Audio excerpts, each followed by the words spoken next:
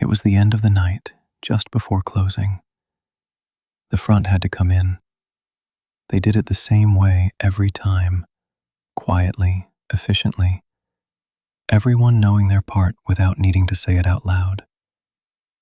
Wheelbarrows, trash cans, burn barrels, seasonal things that lived outside until they didn't. Evan grabbed a hand dolly and moved toward the doors as the others filtered around him.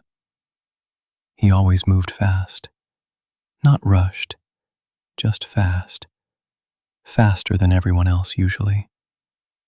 He knew how to read space, how to cut angles, how to move through places without slowing anyone down. It was something people commented on sometimes, how he was already there before you realized you needed him.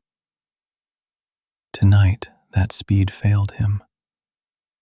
She came in from the other side at the same time he did, hands on a barrel, focused, head down. For a split second, the doorway became too small for both of them. Then space collapsed. He brushed against her chest. It was immediate, unmistakable. Evan stopped cold. "Oh," he started, then aborted the sound entirely, heat rushing straight to his face. He stepped back too fast, hands lifting without thinking, like the shape of the moment might change if he did. Sorry," he said. Quiet, embarrassed. She looked startled but not angry, just surprised in the same way he was. Evan couldn't keep eye contact.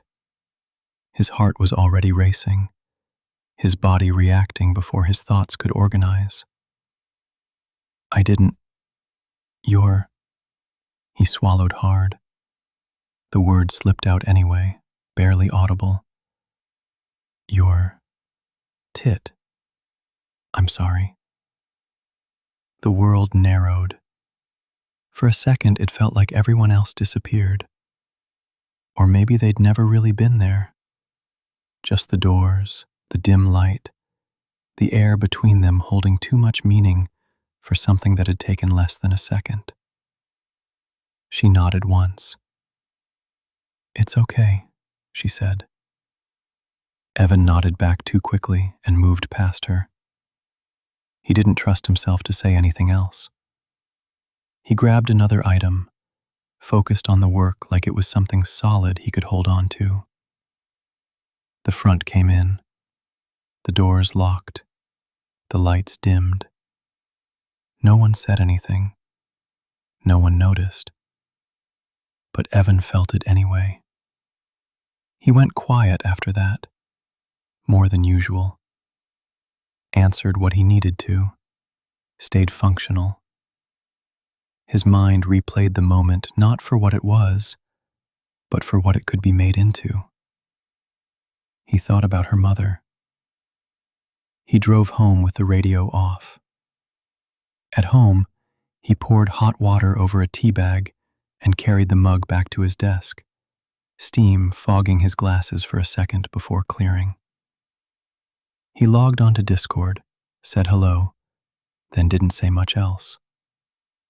They loaded into DayZ, back when everything was still half broken. Hitboxes off, physics weird. The kind of broken that made people argue about what should have happened. They ran the coast like they always did, beat up fresh spawns, took things they didn't need, pissed people off just enough to hear them yell before logging out or sprinting inland. Evan picked up an unpowered chainsaw, dead weight, useless by design, and somehow wiped an entire squad with it. Swing, stun, chaos. Someone yelled about bugs. Someone accused him of cheating. They laughed. Evan sipped his tea and kept moving. In that world, contact was intentional.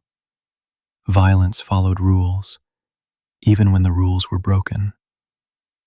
If you ran into something, it was because you chose to. Later that night, his phone buzzed. A text. She said she didn't mind. About earlier. That it was okay. The wording was neutral, almost curious. Hard to tell from a screen. Evan stared at it longer than he meant to.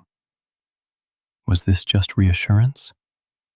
Or was she confirming details, timing, language, tone, for her mother later? The thought made him careful. He typed, erased, then typed again. Kept it simple. Apologetic but not defensive. Clear but not detailed. He didn't want to make it heavier than it was. He didn't want to make it anything else. She replied once more. Normal. Polite. That was it. Evan set the phone down and sat back, hands resting on the desk. He liked working there. The routine, the pace, the way the days felt familiar without being stale, the way some feelings sat just below the surface, not named yet, but not unwelcome either. He finished his tea and logged off for the night.